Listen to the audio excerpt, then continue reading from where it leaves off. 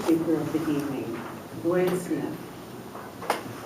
There are people in every organization who are so vital, so capable, so distinguished, that they deserve all of the recognition and praise that we can bestow upon them. And of course, there are other people who are much better subjects for a roast. In Project 3, The Roast, from the Advanced Communication Series Manual, Special Occasion Speeches, Lloyd Smith will happily roast one of our own, Lloyd Smith and the Ancient Toastmaster.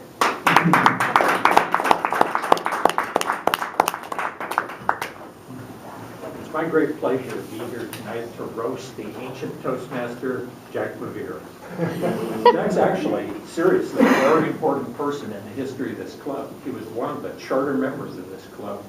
It's quite rare for clubs as old as ours to have charter members who are still here. Now, the interesting thing about that is when Jack joined this club, I didn't know he was one of the charter members. And here he was again. So it became apparent early on that the issue was that Jack had been in some other clubs. He's been in several others, I think, 4 or 5 other clubs, probably in different states. So when I contacted Toastmasters International headquarters to try to get his records merged, it turned out that there was something really interesting about Jack. He had joined several different clubs under several different names. He's a man of mystery.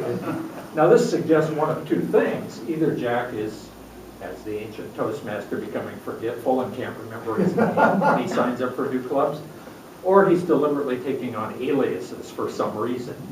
So who knows what is in Jack's background. Any of you who have heard Jack speak know that he's a somewhat conservative guy. Just a bit. Attila the Hun, Genghis Khan, Jack. You know, Jack is a devotee of the Austrian School of Economists. If you don't know anything about the Austrian School of Economists, consider yourself lucky.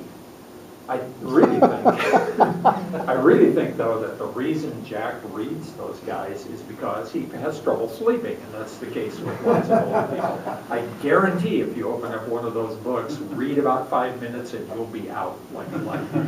Which is also the case when Jack is speaking, of course. Jack also holds national records for age group swimming. I'm serious about that. He holds national records. However, as Jack himself has explained to us several times, at that age group, it isn't necessary so much to outswim your competitors as it is to outlive them. And that's the truth. Another advantage of that, Jack has never mentioned this, but it strikes me, if you've seen swimming, say in the Olympics, for example, where they have thousandths of a second separating the competitors and all that, at Jack's age group, an hourglass is probably, or maybe even a calendar, who knows? Well, you know, am I wrong? No.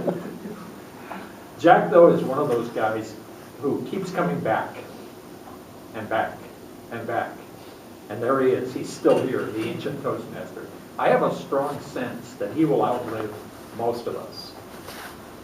But that's just the way it goes, I guess, in an organization. He's nowhere near the oldest guy in District 9, by the way, a guy named Wes Dorr, one of the Richland Desert Wind Club, just turned 91.